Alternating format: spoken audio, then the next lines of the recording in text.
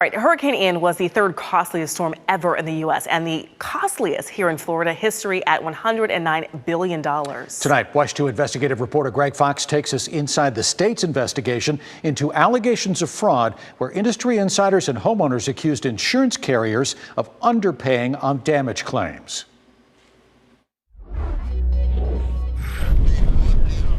Hurricane Ian devastated Central Florida homes. In its wake, more than 134,000 local insurance claims. Nearly 500,000 have been filed in Southwest Florida, where the monster came ashore.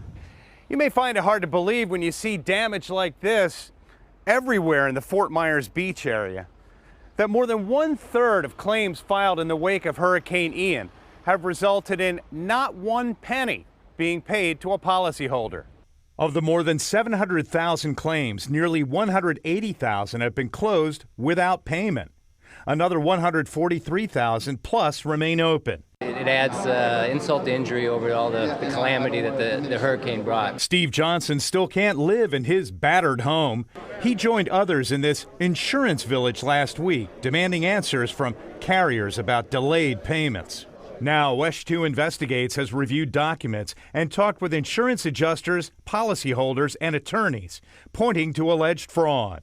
They reduced the estimate to defraud the homeowner. Ben Mandel is an insurance field adjuster. In December, he and two other adjusters, Jordan Lee and Mark Vinson, dropped a bombshell allegation that insurance companies were manipulating field adjuster damage estimates and underpaying homeowners. Mandel provided WESH 2 Investigates photos and documents to support his allegation.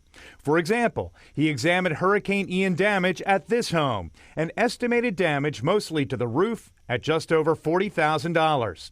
But in the final report from the insurance company, which we are not naming because the state's investigation is ongoing, the payment to the policyholder was about $2,500.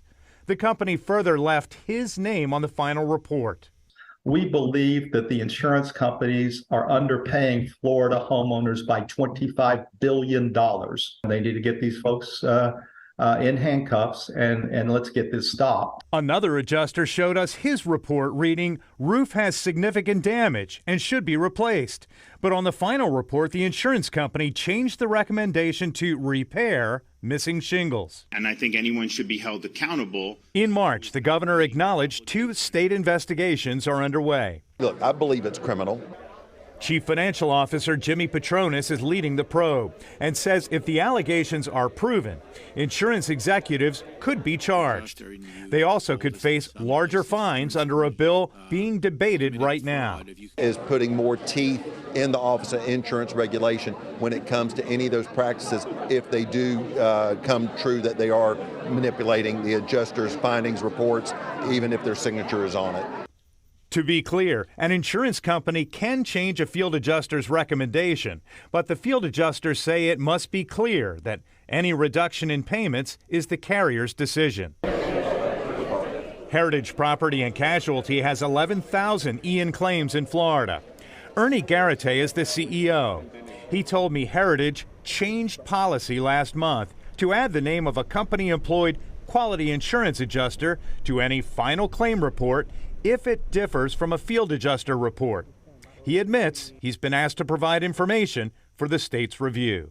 So we can't speak to it directly because of privacy issues and the investigation that's going on, but we stand by that we do adjust every claim fairly and equitable according to our policy language.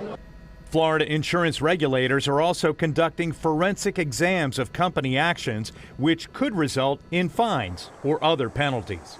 Greg Fox, WESH 2 News.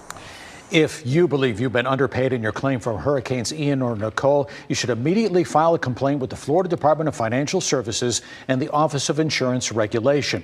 Financial Services can pursue criminal action, and insurance regulation can fine companies and suspend or revoke licenses. We put links to both agencies at WESH.com.